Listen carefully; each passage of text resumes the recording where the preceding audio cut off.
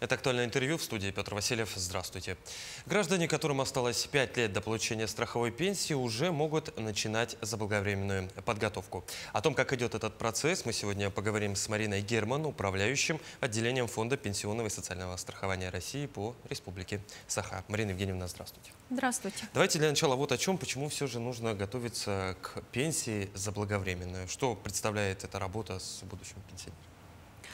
Одним из основных направлений пенсионного обеспечения является заблаговременная работа.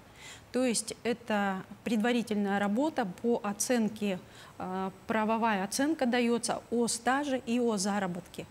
Эта работа проводится для того, чтобы понимать, достаточно ли стажа для назначения пенсии. Ну и чтобы определить размер, естественно, нам нужно посмотреть и заработок гражданина. Поэтому проводится предварительная оценка, учтен ли весь трудовой стаж у гражданина. И эта работа, конечно, проводится по-хорошему, по правилам, за 2 года до выхода на пенсию.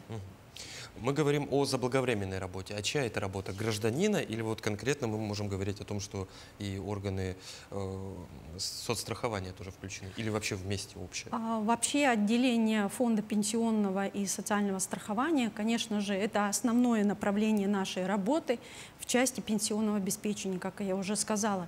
И, конечно же, здесь обоюдный интерес и гражданина, и фонда. Но здесь еще есть третье заинтересованное лицо. Это организации, учреждения, предприятия, которые ведут учет и отчитываются в отделении по стажу, по трудовой деятельности работника.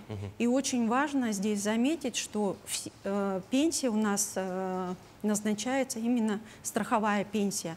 А пенсионная реформа, которая была проведена в 2002 году, она как раз-таки и отражает тот стажевый период, за который уплачивались страховые взносы работодателями. Поэтому здесь вот трехстороннее такое взаимодействие. И, конечно же, все стороны заинтересованы в этом процессе. Куда обращаться тогда за этим процессом? В первую очередь, здесь можно разделить на 2 части. Сам гражданин может обратиться, так, и через работодателя. Но прежде чем начать работу такую, конечно же, мы сначала за 2 года, как уже выше говорилось, направляем уведомление гражданину. По этому уведомлению мы начинаем взаимодействовать. Гражданин подходит в отделение, в клиентскую службу, можно по предварительной записи, и начинаем сверку всех стажевых и нестажевых периодов. В нестажевые периоды, напомню, что туда входит уход за ребенком до 1,5 лет, военная служба, периоды учебы. И как раз-таки, вот, когда идет сверка этих всех периодов, как трудовой деятельности, так и социально значимых периодов, конечно, очень важно, чтобы был полный пакет документов для подтверждения этих сведений. Марина Евгеньевна, мне стало внезапно интересно. Вот смотрите, мне 30 лет. Стоит ли мне уже сейчас задумываться о своей будущей пенсии? Это, через 35 лет, я понимаю, если никакой реформы не будет, стоит ли сейчас об этом задумываться? Я периодически смотрю на госуслугах, какая у меня будет пенсия, но тем не менее, стоит ли... Все верно, вы правильно говорите. Сейчас очень много работодателей и молодых людей, которые не думают о пенсии, что это такой отдаленный период, но очень важно, мы же говорим, что это сейчас страховая пенсия, и очень важно, чтобы работодатель отчислял из заработной платы страховые взносы. Поэтому, если работают неофициально, то и, соответственно, этот период работы не будет учтен в стаже для назначения пенсии. Понятно. Я думаю, это важный аспект. Давайте вернемся к предпенсионерам. Кто вообще им может считаться, как получить справку, которая подтверждает этот статус? Предпенсионером является гражданин, который работает или не работает, там, самозанятый, у которого до назначения, до достижения пенсионного возраста остается 5 лет, как правило, да, по общему стажу, но в некоторых периодах до 8 лет, потому что у нас есть общий стаж для выхода на пенсию, но есть и льготный стаж, когда можно выйти на пенсию. Вот. В законодательстве, в трудовом законодательстве, в налоговом законодательстве предпенсионеры имеют ряд льгот, ну и, соответственно, там свои правила. Вот. Мы будем говорить о предпенсионерах, которые сейчас могут пользоваться вот в компетенции отделения фонда. Это в части прохождения санаторно-курортного лечения, как предпенсионеры, если они заняты во вредных условиях труда.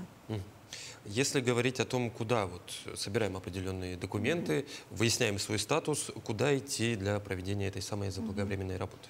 Мы уже с вами упомянули о том, что отделение начинает работу, направив уведомление. Если гражданин не получил такое уведомление о проведении заблаговременной работы, то он сначала может лично воспользоваться через портал государственных услуг, запросить выписку лицевого счета, обратиться в клиентскую службу или МФЦ, посмотреть, все ли периоды учтены. Если возникли вопросы, обращаются также в клиентскую службу. Можно записаться через наш единый контакт-центр 8 800 100 2001. И по предварительной записи запланируем встречу со специалистами, которые занимаются заблаговременной работой. Причем, насколько я понимаю, на госуслугах вся информация максимально прозрачна и доступна. Совершенно верно. В силу возраста, я Совершенно, думаю, не все... Совершенно верно. Самое главное, чтобы работодатель отражал все сведения, которые требуются. Вот об этом сейчас поговорим. Все-таки, наверное, самый насущный, интересный и важный вопрос: от чего зависит размер будущей пенсии, влияет ли заработок на величину, и можно ли условно сегодня примерно прикинуть, какая пенсия будет через 30 лет? Ну, во-первых, пенсия зависит от заработка, который гражданин получал вот после 2002 года. Очень важно, да, чтобы, еще раз напомню, чтобы работодатель отчислял страховые взносы и указывал полностью всю заработную плату, которая выплачивается работнику. А что касается до 2002 года, там у нас шел по другому принципу, да, расчет. Поэтому сведения о заработной плате, конечно же, мы можем помочь работнику собрать их из архивов, от организаций, предприятий, с которыми мы взаимодействуем. Хочу напомнить, что у нас существует соглашение с организациями, учреждениями, предприятиями. На сегодняшний день их заключено чуть более 4000, где мы оказываем как раз-таки помощь в подборе, собранию документов, подтверждающих документов о стаже и о заработке. А какие-то надбавки северные или за вредный, так скажем, для здоровья труд, они же тоже отражаются на уровне будущей пенсии? Но это все в заработной плате отражается, но хочу сказать, что вот эти льготные периоды и льготный стаж для работников, работающих в районах Крайнего Севера, работающих во вредных условиях, конечно же, есть преимущество при выходе на пенсию. У них там учитывается другой период. Еще один вопрос, Марина Евгеньевна, который меня интересует. Условный пенсионер, который переезжает из нашего региона, допустим, куда-то южнее или западнее, вот северные надбавки условные к пенсии, они сохраняются или меняются в зависимости от региона фактического проживания? Да, меняются. Дело в том, что даже у нас миграция, которая внутри республики, имея разный коэффициент, тоже учитывается при назначении всех социальных выплат, да, в том числе и пенсий. При выезде за пределы республики есть так называемый вывозной коэффициент районный, который можно вывести для того, чтобы переехать и получать пенсию с учетом районного коэффициента. Вот. Конечно же, мы понимаем, что условия проживания они меняются, и, конечно же, это повлияет на размер пенсии. Марина Евгеньевна, в заключение давайте суммируем, что важно и нужно сделать будущему пенсионеру до наступления пенсионного возраста. Ну, во-первых, очень важно проанализировать свой лицевой счет.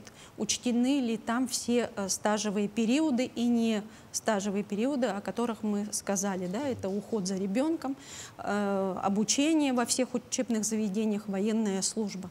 Второй момент – это, конечно же, посмотреть, учтен ли страховой стаж у всех работодателей.